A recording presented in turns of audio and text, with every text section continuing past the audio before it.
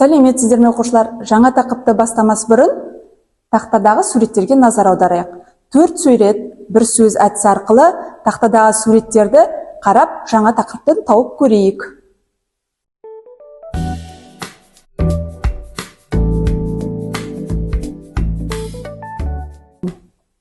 Жарайсыздар балалар, суреттерді дұрыс тауып, анықтап айттыңыздар. Бүгінгі тақырыбымыз есептеу техникасының даму тарихы. Сабағымыздың оқу мақсатымен таныс болайық. Компьютерлік технологияның даму тарихы және келешегі туралы әңгімелеу. Есептеу техникасының даму тарихына тоқталып өтейік. Қолмен біздің эрамызға дейінгі 50-ші мыңжылдықтардан бастап есептелінді. 17-ші ғасырдан бастап механикалық кезең басталды. Ал 19-ші ғасырдың 90-шы жылдарынан бастап электромеханикалық кезең басталады.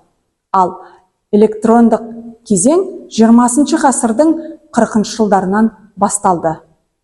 Алғашқы рет адамдар санауыш құралы ретінде саусақтары мен бармақтарын пайдаланған. Кейінірек жіптерге түйіншік байлау арқылы түйіндерін санап есептеген, яғни оны түйіншіктер санауы деп атаған. Одан кейін ағаштардан санағыш жасап, ағаштарды санап, тастармен есептеп пайдаланған екен. Алғашқы ежелгі грек құралы, яғни абак пайда болды. Оны Қытайда суаньпань, Жапонияда соробан деп атаған. 1622 жылы Уильям Одрид пен Ричард Даламейн алғашқы логарифм сызғышын ойлап тапты. Яғни бұл сызғыш бірнеше математикалық операцияларды жасауға мүмкіндік берген. Соның ішінде қосу, алу, көбейту, бөлу және дәрежелерді есептеу үшін пайдаланды.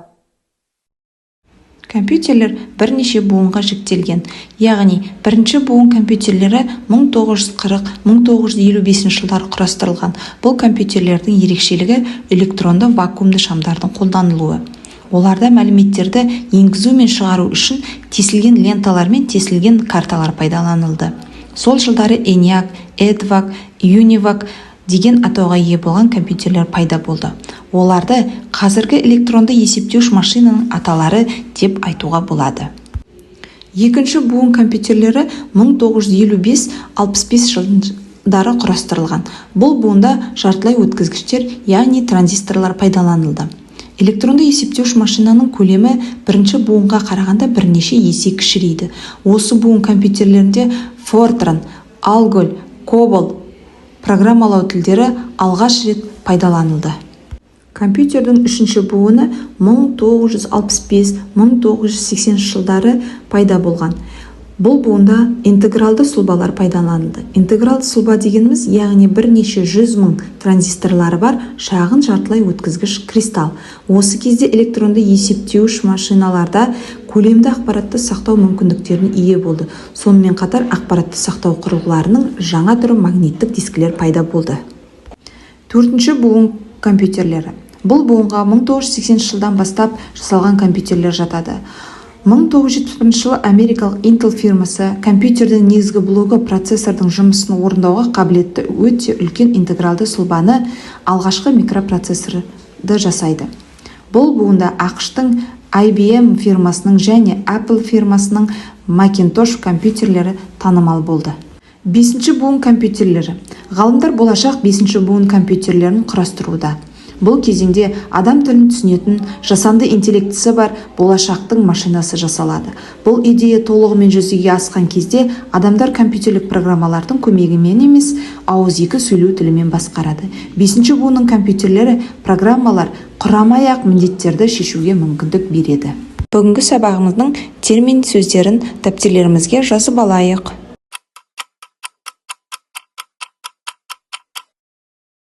Жақсы оқушылар, жаңа тақырыпты меңгеру үшін тақтадағы сұрақтарға жауап берейік.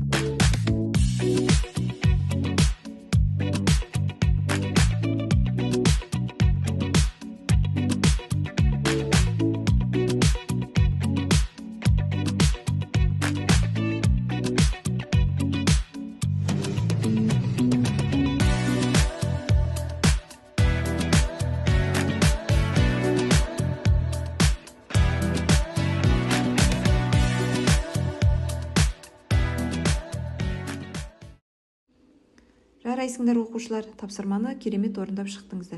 Келесі топпен жұмыс жасайық. Word мәтіндік редакторын ашыңдар. Мәтіндік редакторда есептеу техникасының дамуы мен келешегі туралы өз ойларыңды 5 немесе 6 сөйлеммен тұжырымдап жазыңдар. Құжатқа атау қойып, сақтаңыздар.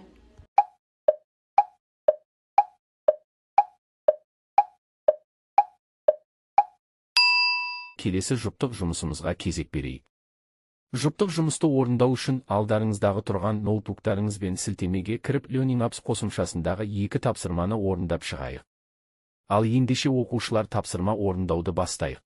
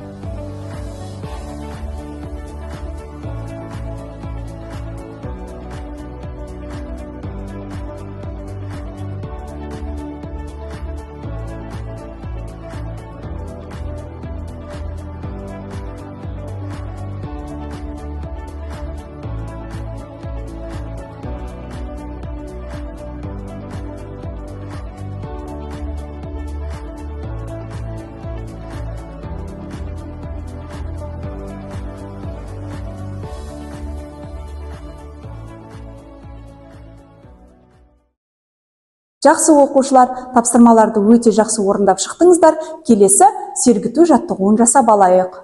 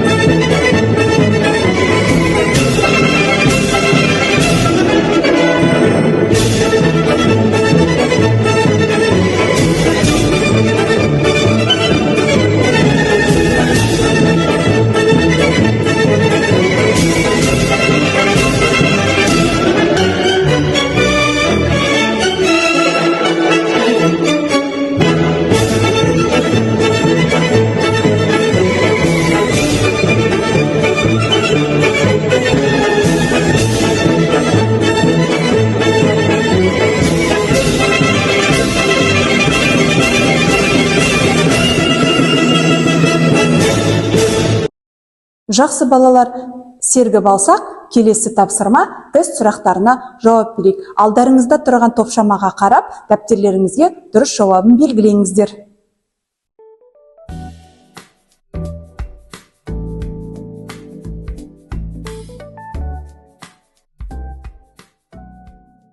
Жақсы балалар, дәптерлеріңіздегі белгілеген жауаптарын тақтадағы дұрыс жауаппен тексеріп шығыңыздар. Жақсы оқушылар, тапсырманы өте жақсы орындап шықтыңыздар.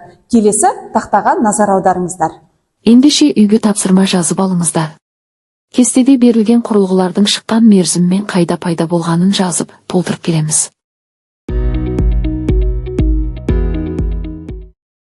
Ендеше оқушылар, берілген кестені үйден орындап толтырып келеміз. Сабақ аяқталды, сау болыңыздар.